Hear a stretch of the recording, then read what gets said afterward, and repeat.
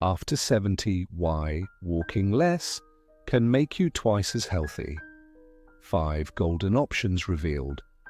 Today, we're going to discuss a topic that might seem very familiar, but I believe we'll gain a fresh and deeper perspective on it. It's the saying we often hear. Walking is the ultimate elixir. You have to walk 10,000 steps a day to stay healthy, right? I'm sure many of you, my dear companions on this journey, have heard this countless times, and perhaps even tried to follow it daily. Walking, undeniably, offers a myriad of benefits. It keeps our heart healthy, maintains our physique, and even uplifts our spirits, making us feel refreshed and relaxed. However, there's something we need to honestly consider. Is this elixir still perfectly suited for us once we've crossed the threshold of 70 or even 80, 90? You see, our bodies, like remarkable machines, undergo natural changes over time. Our knees, spines, muscles, they aren't as agile or resilient as they were in our 20s or even 50s or 60s.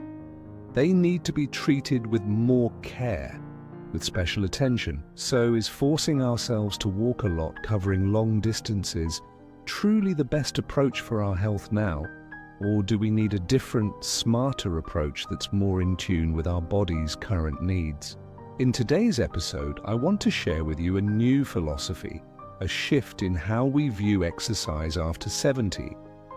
It's this. Instead of solely focusing on the quantity of steps, let's emphasize the quality of each movement, our overall well-being, and, most importantly, the careful management of our physical resources. When they embrace this mindset, their lives became not just healthier, but also happier and more vibrant. They stopped pushing themselves to meet arbitrary numbers and instead started listening more closely to their own bodies. Are you ready to uncover this secret? If you find this topic helpful and inspiring, I deeply appreciate your support. Please remember, even though this is audio, your engagement matters immensely to me.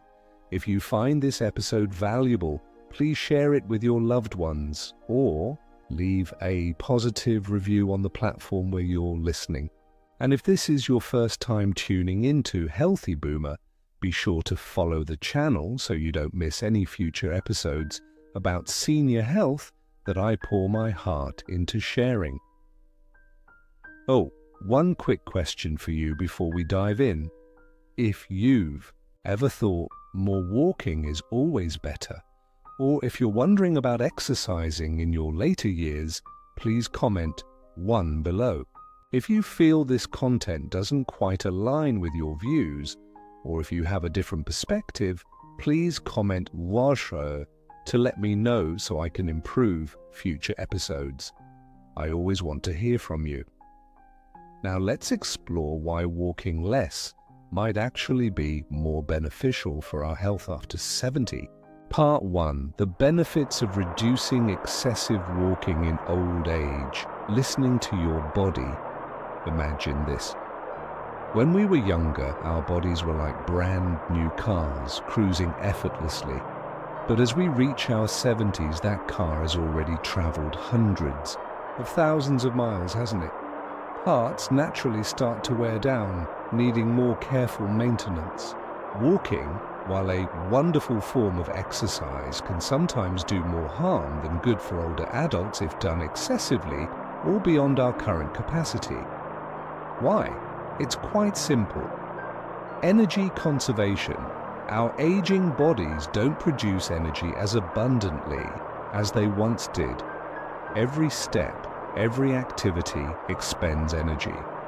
If we push ourselves to walk too much, our bodies become depleted, leaving insufficient energy for other necessary daily activities, or even for our body's own recovery processes. Do you find yourself more tired after a day of extensive walking? That's a sign. I remember Eleanor, 78 years old, a patient of mine in Queens, New York. She used to proudly walk 5 miles every day, but afterwards, she was always exhausted, with no energy left to play with her grandchildren or attend her book club. When she reduced her walking mileage and incorporated other activities, her energy levels significantly recovered and she was cheerfully back to all her social engagements. Preventing excessive strain on joints and muscles, this is incredibly crucial. Our joints, especially knees, hips and ankles, after decades of bearing our body weight, are no longer new. Cartilage can wear down and joint fluid may decrease. Continuous walking, particularly on hard surfaces or at high intensity, can cause repetitive stress, leading to inflammation, pain, and even exacerbating conditions like osteoarthritis. Similarly, muscles become more prone to fatigue and injury. Mr. Arthur, 82 years old, from Brooklyn, is a prime example. He loved long walks through the park, but his legs were constantly aching, especially at night. After we analyzed his routine, it turned out he was walking too much for the condition of his knee joints. Once he switched to shorter walks and integrated swimming, his aches and pains dramatically reduced. Reducing injury risk. I've seen too many patients admitted to the hospital due to falls and fractures from over-exercising or from simply being too tired and misstepping. When we walk too much, our bodies become fatigued, our reaction times slow, and our balance can diminish. This significantly increases the risk of falls and injuries, especially repetitive stress injuries like tendinitis or muscle strains. Even a minor stumble can lead to serious consequences at this age. Think about Mrs. Carroll, 75 years old. In Long Island, she tripped right in her own yard simply because she was too exhausted after a long morning walk. An injury like that can take a very long time to recover from and potentially impact our ability to maintain our independence. So, my heartfelt advice is this: don't feel guilty if you can't hit 10,000 steps every day anymore. Instead, listen to your body. Shift your focus from the quantity of steps to the quality of each movement, ensuring comfort and safety. That's the real key to protecting your precious car. Part 2. 5 alternative exercises.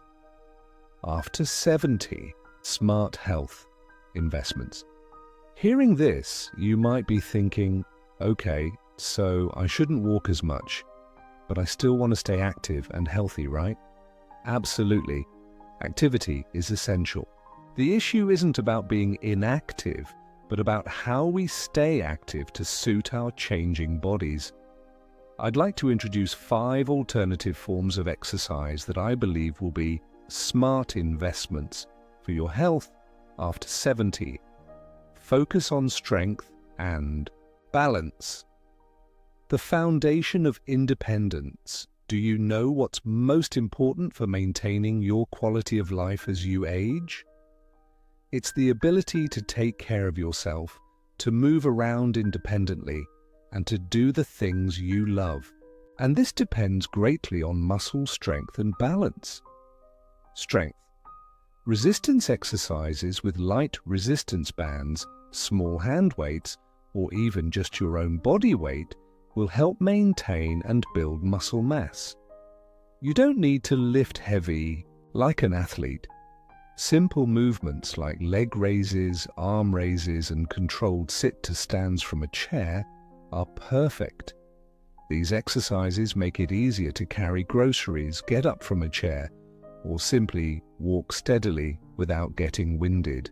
For example, Mr. Roberts, 72 years old, in Florida, started doing light hand weights and chair squats 10 times a day. After a few months, he not only felt stronger but could also carry his small grocery bags without needing help. Balance. The ability to maintain balance is incredibly important for preventing falls. Exercises like standing on one leg, you can hold on to a chair or wall for safety, dear listeners. Tai Chi or gentle yoga will help improve your coordination and stability. You can start with a few seconds and gradually increase the duration as you feel comfortable. Mrs. Helen, 85 years old in California, after joining a Tai Chi class at her community center, shared that she felt much more confident walking around, no longer worrying about tripping, and she even found herself dancing gently with her grandchildren more often. My little tip: focus on controlled, slow movements. Don't rush. If possible, seek guidance from a physical therapist or a personal trainer experienced in working with older adults. They can help you create a safe and effective exercise program tailored to your specific needs. Enhance flexibility and mindful movement. Suppleness and serenity, feeling stiff joints or having difficulty bending down or reaching up is something many older adults experience. Flexibility exercises are key to reducing this discomfort and maintaining your joints' range of motion. Static stretching. Gentle stretching exercises holding each stretch for 20 to 30 seconds, like basic yoga poses or stretches for your neck, shoulders, back, and legs. Remember, stretch gently, don't push yourself to the point of pain. The goal is comfort, not endurance. Mr. David, 69 years old in Texas, used to suffer from chronic lower back pain. After adding 15 minutes of gentle stretching to his morning routine, he said his back felt much more pliable and significantly less painful, allowing him to garden longer without discomfort. Mindful movement. This is a beautiful concept. It's not just about exercising, but about connecting your mind and body. Activities like meditation, deep breathing exercises, or simply walking slowly and feeling each step, each breath. This not only improves posture and reduces pain, but also helps us relax our minds, reduce stress, and bring a sense of inner peace. Mrs. Elizabeth, 91 years old in Arizona, started practicing 10 minutes of meditation daily. She shared that it helped her reduce anxiety and sleep much better. She felt her mind become lighter and more serene. My perspective: when we exercise mindfully, we are not just training our bodies, but nurturing our souls. It's a precious time to listen to our bodies, feel the pulse of life, and find inner peace amidst life's hustle and bustle. Aquatic exercises, a gift for your joints. If you have joint issues or are recovering from an injury, exercising in water is a wonderful lifesaver. I often recommend this approach to my patients. Supportive environment. Water significantly reduces body weight, thereby lessening the pressure on your joints. This allows us to perform movements that might be painful or difficult on land. Isn't that wonderful? Ms. Mary, 74 years old in Florida, who suffered from severe knee arthritis, couldn't walk long distances on land, but in the pool she could walk, cycle underwater, and even swim gently without any pain. She told me it was when she felt the most free. Variety of exercises: swimming, water aerobics, or even just walking in a pool. All are excellent choices. Water provides natural resistance, which helps strengthen muscles without causing excessive strain. Overall benefits. Water exercise is not only great for your joints, but it also helps improve cardiovascular health, enhance strength and flexibility, and notably reduce joint pain, bringing a sense of lightness and relaxation. Focus on quality of movement over quantity. Less is more when it's better. This is one of the most crucial points I want you to remember. Don't worry about how many steps you take or how many minutes you exercise. Focus on how you exercised. Prioritize precision and control. Instead of walking fast and hastily, slow down. Feel each step, each breath. Instead of trying to do many repetitions, do fewer repetitions but with correct technique. Precision in every movement will yield better results and reduce injury risk. Think of it as a slow, graceful dance of your body. Mr. Frank, 88 years old in Chicago, used to always race against the step count on his watch.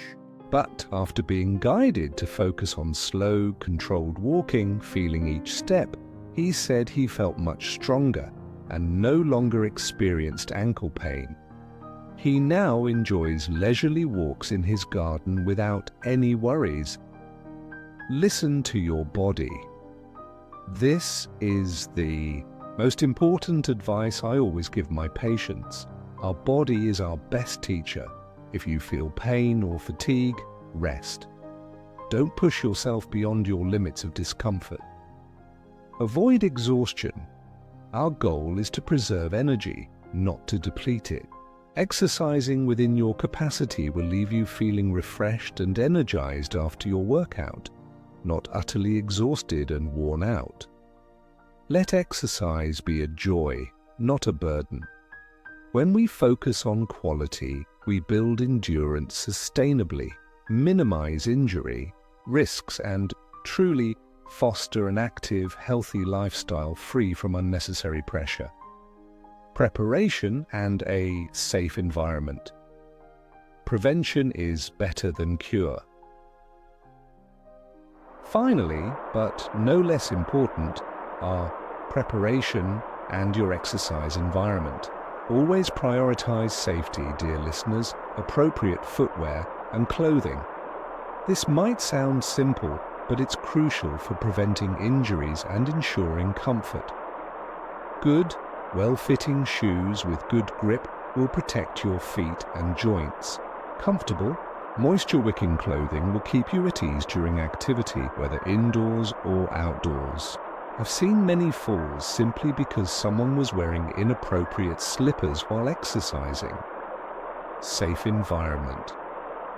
Whether you exercise at home or in a park, ensure your workout area is free of obstacles and isn't slippery. If you're at home, clear away electrical cords or loose rugs. If exercising outdoors, choose flat, well-lit paths and avoid crowded or overly steep areas. Mrs. Susan, 71 years old in Pennsylvania, reorganized her living room into a small yoga space, removing all tripping hazards, which gave her immense peace of mind while exercising. A safe environment will allow you to exercise with confidence and comfort, thereby enhancing the effectiveness and enjoyment of your workout. Conclusion. Well, dear listeners, we've journeyed together through a fascinating exploration of how to approach health in our later years. I hope you've realized that after 70, our goal isn't to try to walk endlessly or chase record numbers. Instead, let's prioritize elements like strength, balance, flexibility, mindful movement, and aquatic exercises. These are the powerful friends that will help you maintain an active, healthy, and fulfilling life. Remember, the quality of each movement and the overall impact of exercise on your well-being are far more important than just counting repetitions or steps. When we listen to our bodies, adjust our methods, and focus on what truly suits us, we achieve a balanced approach to fitness that maximally supports our health and vitality as we age. Health isn't just the absence of illness, it's physical, mental, and emotional well-being. And I believe that with today's advice, you now have valuable tools to build a full, energetic life at any age. I'm eager to hear your thoughts. After listening to this episode, what new insight did you gain? And what is one thing you plan to implement in your life starting today? Please share with me by commenting below the episode description. I always read each and every one of your comments. If you found this episode helpful and inspiring, please don't forget to share it with your friends and family. And if you're a new listener, please hit that follow button for the HealthyBoomer channel so you don't miss any future episodes. Your support is the greatest motivation for me to continue bringing quality and inspiring content to our community. Thank you for listening. Always take care of yourself, and I look forward to connecting with you in the next episode of Healthy Boomer.